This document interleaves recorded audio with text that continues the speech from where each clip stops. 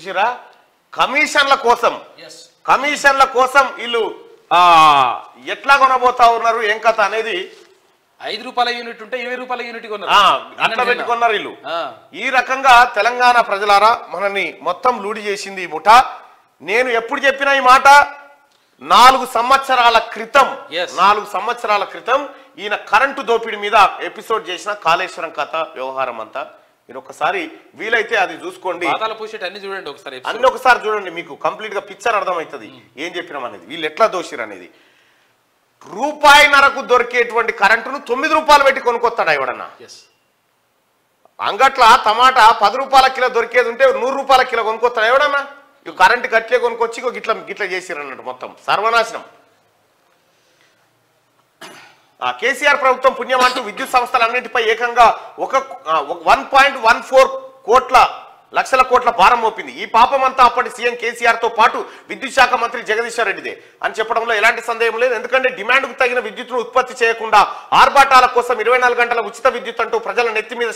పెద్ద శటగోపనం పెట్టారు జిల్లాలోని డిఈ స్థాయి అధికారుల దగ్గర నుంచి సీఎండీల వరకు తమకు అనుకూలంగా వ్యవహరించే దొంగల్ని పెట్టుకొని ప్రజలకు వాస్తవాలు తెలియకుండా మేనేజ్ చేశారు ఫలితంగా విద్యుత్ సంస్థలు భ్రష్టు పట్టిపోయాయి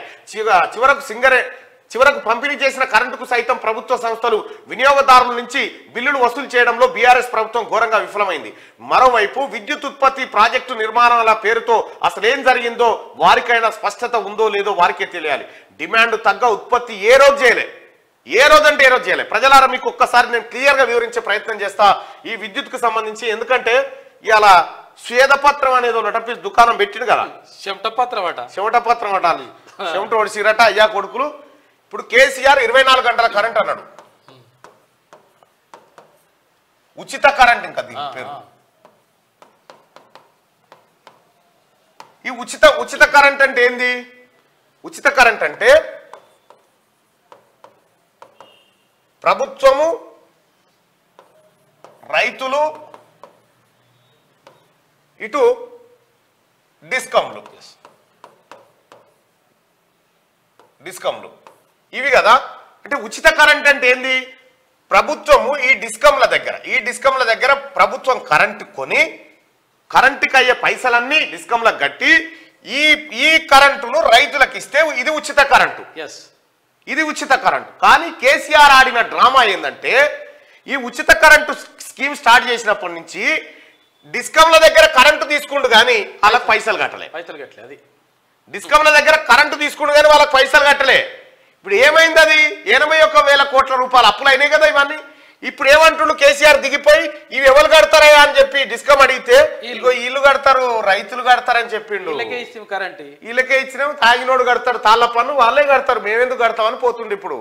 ఉచితమేనా ఇది ఉచిత కరెంటేనా ఇది ఈ లెక్కలు బయటకు వస్తా ఉన్నాయి ఇంకొక విషయం చెప్తా ఉన్నారు సోదరులారా ఈ 24 గంటల కరెంటే రాలేదు తెలంగాణలో దీన్ని బయట పెట్టినాం మీరు ఒకటి చెప్పండి ఈ కాళేశ్వరం కట్టిన అంటాడు ఇవాళ కాళేశ్వరము పాలమూరు రంగారెడ్డి ఎక్కడెక్కడి సీతారామ ఇక ఒక్కటి కాదు అలా పథకాలు అనేకం కట్టినాం 1 కోటి ఎకరాల మాగాని 1 కోటి ఎకరాలు పండిస్తా ఉన్నాం అంటాడు ఎట్లొస్తా ఉన్నాయి 1 కోటి ఎకరాలంటే దీనికి కోట్ల రూపాయలు లక్షల కోట్లు ఖర్చు పెట్టినాం దీంతో నీళ్ళు వస్తున్నాయి కాలువల పంట చేన్లు వారి పంటలు పండుతున్నాయి ఏమైంది సోదరులారా తెలంగాణ రాష్ట్రం 2014లో వ్యవసాయ పంపు సెట్లు 19.1 లక్షలు వ్యవసాయ విద్యుత్ కనెక్షన్లు 2000 కేసీఆర్ చేతుల నుంచి మనం 23 నాటికి ఏమైంది ఇది 29 లక్షలు అయింది అంటే మోటార్లు సంఖ్య పెరిగింది మరి కాలువలతో నీళ్ళు వస్తే మోటార్లు తక్కువ కావాలి కానీ ఎట్లా పెరిగినాయి మరి 10 లక్షల మోటార్లు ఎట్లా పెరిగినాయి ఇప్పుడు కాలువలతో నీళ్ళు వస్తుంటే ఎవడన్నా కరెంట్ మోటార్ కొనుక్కుంటాడా చక్కగా చేర్లకే వస్తుండగా చెరువు కింద చెరువు పార్కం ఉంటది ఎవరైనా మోటార్ పెడతాడా బోర్ ఎత్తాడా ఎవడన్నా నీళ్ళు వచ్చినాక మరి ఈ నీళ్ళెటు పోయినట్టు ఈ మోటార్ల సంఖ్య ఎందుకు పెరిగినట్టు ఇప్పుడు మోటార్లు 19 లక్షల మోటార్లు పోయి ఇది 4 లక్షలకు 3 లక్షలకు వచ్చిందంటే అవి నిజంలో కాలువలతో వస్తున్నాయి కాబట్టి మోటార్లు ఎవరు పెట్టుకుంటలేరని చెప్పాలి ఈ కాలువలతో నీళ్ళు వచ్చిన తర్వాత 24 గంటల కరెంట్ ఎందుకు ఒకవేళ నువ్వు చెప్పిందే నిజం అనుకుంటే ఈ 24 గంటల కరెంట్ ఎందుకంటే కమిషన్లు కొట్టేటందుకు అందుకోసమే ముఖ్యమంత్రి గారికి క్లియర్ గా చెప్పిండు ఎక్కడ అసెంబ్లీలో దీనిపైన జ్యుడిషియల్ ఎంక్వైరీ చేస్తాను ఛత్తీస్గఢ్ ప్రభుత్వం. ఇక ఇంకొక ఆయన అంటాడు, ఇంకో తెలివి తక్కువ ఆయన అంటాడు, ఏమంటాడంటే ఛత్తీస్గఢ్ తోని కేసీఆర్ ఛత్తీస్గఢ్ తోని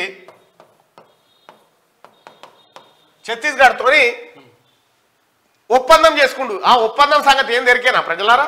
1000 మెగావాట్ల విద్యుత్తును ఛత్తీస్గఢ్ ప్రభుత్వం తెలంగాణకు సప్లై చేసేటట్టు పెట్టుకుంటే ఏంటంటే ఇంకా దీని ఒప్పందం ఏందనుకుంటున్నావు, బయట మార్కెట్లో తక్కువ దొరుకుతుంది.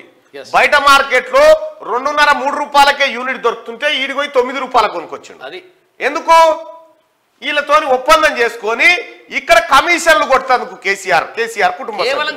కేవలం కమిషన్ల కోసమే ఈ డ్రామా ఆడిండు. ఇక్కడ మళ్ళీ ఏంది, ఈ 1000 యూనిట్, ఈ 1000 మెగావాట్లు నువ్వు వాడినా వాడకపోయినా నేను పైసలు ఇస్తా, మేము వాడుకున్నా వాడుకోకపోయినా ప్రతి నెల 1000 మెగావాట్ల కడతానే ఉంటాం మేము పైసలు అని చెప్పిండు. ఇక వాళ్ళకి అట్లా అది కథ. ప్రతి నెల కట్టుడే, ప్రతి నెల కట్టి 100,000 కోట్ల రూపాయలు ఇట్లా నాశనం చేశారు. ఇక ఇంకొక ఆయన అంటాడు, ఛత్తీస్గఢ్ ఏ ప్రభుత్వం ఉందా కేసీఆర్ అంటున్నాడు. ఏ ఛత్తీస్గఢ్ లో కేసీఆర్ అగ్రిమెంట్ చేసుకున్న నాటికి ఉన్న ప్రభుత్వం బీజేపీ గవర్నమెంట్, రమణ్ సింగ్ ముఖ్యమంత్రి అప్పుడు. ఈ లెక్కలన్నీ మేమంతా కలిసి ఛత్తీస్గఢ్కు రైతాంగాన్ని తీసుకపోతే భూపేష్ బఘేల్ గారు ఏది మొన్నటి దాకున్నటువంటి ముఖ్యమంత్రి గారు స్వయాన నాకు చెప్పిండు మీ ఓడు పైసలు ఇవ్వాలి ఇస్తలేడని. మా బకాయి అట్లనే ఉందని చెప్తే మా ఓడు నాశనం చేసిండు సార్ ఇప్పుడేం గెలకకూరని చెప్పి. రైతులారా మీరు బాగా ఆలోచన చేయండి. ఎవడన్నా ఇప్పుడు వస్తువు మనం తీసుకుంటే పైసలు కట్టాలి, వస్తువే రానప్పుడు పైసలు ఎట్లా కట్టాలి? కానీ కడతా అని చెప్పి అగ్రిమెంట్ చేసుకుంటు కేసీఆర్. ఎందుకంటే కమిషన్ కావాలి, నేను వాడకపోయినా నీకు 1000 మెగావాట్ల కడతా, నాకు వచ్చేది నాకు వస్తుంది, నీకు వచ్చేది నీకు వస్తుంది. ఎవ్వని కాడు పుట్నాలు బుక్క దంచుకొని బుక్కిరు కథం. అది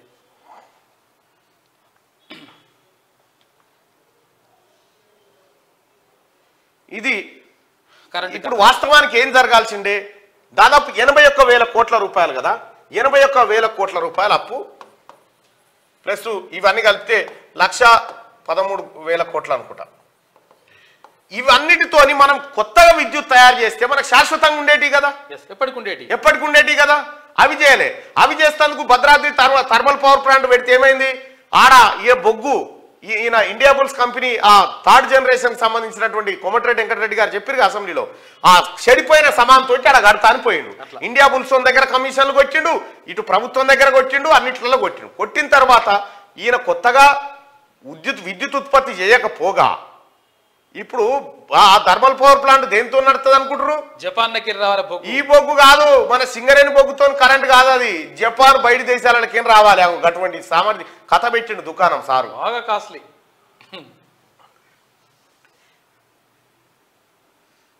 ఇక తెలంగాణ ప్రత్యేక రాష్ట్రం ఏర్పడే సమయానికి జెన్కో స్థాపిత విద్యుత్ ఉత్పత్తి సామర్థ్యం 4,365 మెగావాట్లు. దీనికి తెలంగాణ ఏర్పాటుకు ముందే 2,960 మెగావాట్ల సామర్థ్యం ఉన్న విద్యుత్ ప్రాజెక్టులకు అవసరమైన ప్రణాళికలను అప్పటి కాంగ్రెస్ ప్రభుత్వం సిద్ధం చేసింది. దీంతో రాష్ట్రం ఏర్పాటు తర్వాత అవి ఉత్పత్తి చేయడం మొదలుపెట్టాయి. ఇంతవరకు బాగానే ఉంది. కానీ బీఆర్ఎస్ అధికారంలోకి వచ్చాక కేవలం 1,080 మెగావాట్ల భద్రాద్రి థర్మల్ పవర్ ప్రాజెక్టును మాత్రమే పూర్తి చేసింది. ఈ ప్రాజెక్టు పూర్తి కావడానికి సైతం సుదీర్ఘ కాలం పట్టింది. అయితే ఈ నిర్మాణంలో ప్రమాణాలకు విరుద్ధంగా సబ్ క్రిటికల్ ఇప్పుడు పనిచేయదా టెక్నాలజీ, ఆ టెక్నాలజీ పెట్టి ఆ టెక్నాలజీ ఎందుకంటే ఇక్కడ ఇప్పుడు అసలు విషయం ఏంటంటే ఇండియా బుల్స్ అంటోడు కంపెనీ, ఇండియా బుల్స్ కంపెనీ ఏం చేసిందంటే వీడు ఒక తాన విద్యుత్ పవర్ ప్లాంట్ కట్టడం కోసం వానికి కావాల్సిన సమాన్ బిహెచ్ఈఎల్ కు ఆర్డర్ చేసిండు. భారత్ హెవీ ఎలక్ట్రికల్స్ లిమిటెడ్ అనే కంపెనీ ఉంది కదా, దానికి ఆర్డర్ చేసిండు ఇండియా బుల్స్ కంపెనీ. ఏది అక్కడ మాకు పరికరాలు కావాలి మీరు ఉత్పత్తి చేయని, వీనికి ఒక 10,000 కోట్లు ఇచ్చిండు. అందాదా 10,000 కోట్లు ఈ బిహెచ్ఈలకు చెల్లించిన తర్వాత ఏమైందంటే మొత్తం ప్రపంచం అంతా మారిపోయి సబ్ క్రిటికల్ విధానం వద్దు, సబ్ క్రిటికల్ విధానం ఎక్విప్మెంట్ వాడకండి, దానివల్ల లాభం లేదు, ఉత్పత్తి వ్యయం పెరిగిపోతుంది అని చెప్పారు, ఖర్చు ఎక్కువ అవుతుంది, ఇది వాడకూరు అని చెప్పారు. చెప్తే ఏమైంది, అయితే ఈ సబ్ క్రిటికల్ ద్వారా వచ్చేటువంటి వాడకని చెప్పిన తర్వాత ఏం చేసినంటే ఈడు ఇండియా పులిసోడు అది కాదు వద్దంటారు మరి నా పైసలు నాకి అని అన్నాడు బిహెచ్ఎల్ని ఏమన్నాడు ఇక మరి అది వద్దంటారు కదా నా పైసలు నాకి అంటే నీ పైసలు నీకెట్టిస్తావురా నువ్వు గమ్మత్తున్నావు మేము మాకు ఆర్డర్ ఇచ్చినావు అయిపోయా మేము సమాన్ తయారు చేస్తామి ఏం చేయాలి మేమేం చేసుకోవాలి సమాన్ అని వీళ్ళు అన్నారు వీళ్ళు అనగానే ఈయనేం చేసిండు ఎరికేనా నేను బక్రగాని పట్టుకొస్తా ఆ బక్రగానికి ఇది అంటగడదాం నా పైసలు నాకు ఇస్తామంటే ఇస్తపో అన్నాడు ఆ బక్రగాడు ఎవరంటే కేసీఆర్ మనల్ని బక్రాలను చేసి ఏం చేసిందంటే ఈ ఇండియా బుల్సోడ్ ఇడిచిపెట్టినటువంటి వస్తువులను నేను తీసుకుంటా అని పోయిండు నేను తీసుకుంటా అని పోయి అక్కడ బిహెచ్ఎల్ ఈ ఇండియా బుల్సోడ్కి ఇక్కడ పైసలు కట్టిండు ఈ పైసలు ఇక్కడ రాగానే 10,000 కోట్లు ఇందులో 5,000 కోట్లు కేసీఆర్ కుటుంబం కొట్టేసింది ఆయనకి 5,000 కోట్లన్నా వాపసు వచ్చినాయి కదా అది కొట్టేసిన తర్వాత ఏందా టెక్నాలజీ అంటే ఇది బయటనేమో రూపాయి పావులో 2 రూపాయలకు యూనిట్ తయారైతుంటే ఈడ 6 రూపాయలు 7 రూపాయలకు తయారైతాయి యూనిట్ సోడిగా ఇటువంటి కథ ఇది వీడికి కావాల్సింది మళ్ళా విదేశీ బొగ్గు కావాలి ఇక్కడ బొగ్గు మన సింగరేణి బొగ్గు పనికిరాదు దీనికి విదేశీ బొగ్గు పాత ఏది ఈ ఇంత కరెంటు యుగంలో ఆయిల్ ఇంజన్ పెట్టుకున్నట్టు అన్నట్టు అంతే ఇంత కరెంటు ఆయిల్ ఇంజన్ పెట్టి గా కథ అన్నట్టు ఆయిల్ ఇంజన్ పెట్టుకున్న కథ కాడికి తెచ్చిండు సారు ఇగో ఈ రకంగా కొట్టేసిండు ఈ విద్యుత్ రంగం మీదనే ఈ లెక్కలన్నీ బయటకు వస్తే ఇప్పుడు ఇజ్జలు పోతుంది సార్కు ఈ లెక్కలన్నీ బయటకు వచ్చినందుకు గంత దుర్మార్గుడు మూర్ఖుడు